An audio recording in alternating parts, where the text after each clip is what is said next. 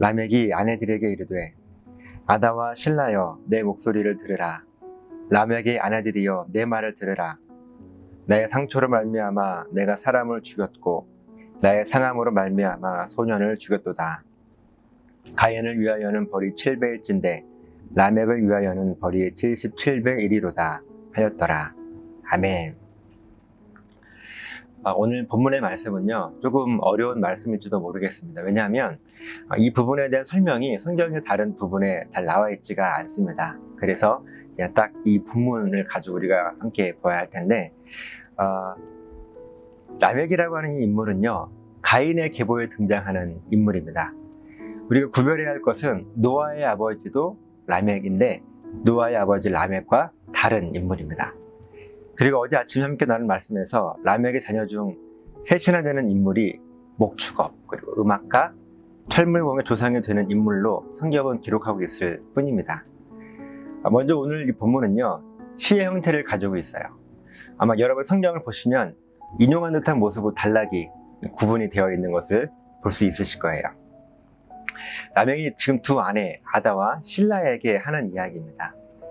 23절에 보니까 아다와 실라여 내 목소리를 들으라. 여기서 목소리의 원어의 의미는 고함치다라고 하는 뜻을 가지고 있습니다.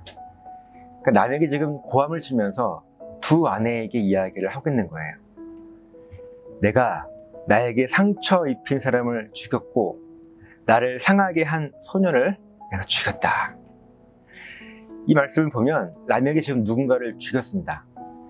그런데 사람을 죽인 이유가 자기에게 상처를 입혔기 때문에 죽인 것이고, 또 자기를 상하게 했기 때문에 이 소년을 죽였다라고 그 이유를, 살인을 한 이유를 밝히고 있어요. 그리고 그 이유는 가만히 보면 누군가에게 복수한 겁니다. 그리고 하는 말이, 하나님께서는 자기의 조상 가인을 해하는 자에게는 벌을 7배나 더하시겠다고 하셨지만 라멕, 그러니까 자기를 죽인 자는 77배의 벌을 내리실 것이다 라고 라멕이 좀 이야기를 하는 거예요. 이 숫자 7은요, 성경에서 완전함을 의미하고 있습니다. 그러니까 벌을 7배나 더하겠다라고 하는 것은 하나님께서 가인을 완전하게 지키시겠다라고 하는 의미이죠. 그리고 지금 라멕이 말한 77배라고 하는 이 말은요, 하나님께서는 가인보다 더 완전하게 자기를 보호하고 지킬 것이다 라는 의미를 지금 이야기하고 있는 거예요. 그렇게 라멕이 자기의 두 아내에게 이야기하고 있습니다. 여러분, 이것이 본문의 내용이에요. 근데 가만히 보면 하나님께서 라멕에게 77배나 더하겠다. 그러니까 라멕을 죽인 사람을 그 벌을 77배나 더하겠다라고 하는 말씀이 성경에 기록되어 있지 않아요. 그러니까 하나님께서 라멕에게 이 말씀을 하셨다는 기록이 성경에 있지 않습니다. 라멕이 하나님과 대화했다거나 함께 했다는 말씀 성경에 전혀 나와 있지 않아요. 아마도 이 라멕은요, 사람을 죽이고 그 살인한 것 때문에 두려웠을 것입니다. 마치 가인이 동생 아벨을 죽이고 두려웠던 것처럼 라멕도 두려웠어요. 그래서 자기 아내들을 불러 모아서 고함을 치면서 하는 이야기가 자기의 살인을 지금 정당화하고 있는 거예요. 나를 다치고 상하게 한 사람, 그것 때문에 그 사람을 죽였다라고. 우리가 어제 함께 나누었던 창세기 4장 16절부터 오늘 함께 나누고 있는 24절까지 말씀을 보면 가인의 자손 중에 그 어느 누구도 하나님과 함께 했던 동행의 기록을 찾아볼 수가 없습니다. 그리고 가인의 계보는 라멕이 자기의 살인을 정당화하면서 더 이상 이어지지 않고 그대로 끊어집니다. 물론 계보는 더 이어졌겠지만 성경의 기록은 여기까지예요. 가인에게 분명 하나님의 은혜가 임했습니다. 그리고 이 은혜는 하나님께서 가인에게 주셨던 일방적인 은혜였지 가인과 하나님과 소통이 그 이상 없었던 거예요. 가인의 자손들의 하나님을 향한 신앙 고백을 성경 어디에도 찾아볼 수가 없지만, 그럼에도 불구하고 하나님의 은혜는 가인의 자손들에게 흘러 내려갔을 거예요. 그렇기 때문에 목축업의 조상, 연주가의 조상, 철물공의 조상이 그 가인의 자손 가운데 나올 수 있게 된 것이라고 저는 믿습니다.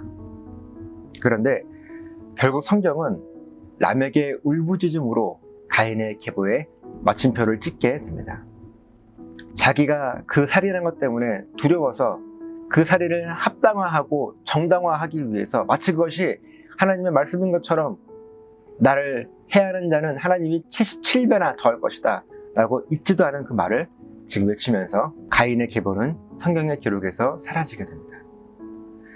오늘 저와 여러분의 삶에 혹시 라멕과 같은 모습이 있지 않습니까?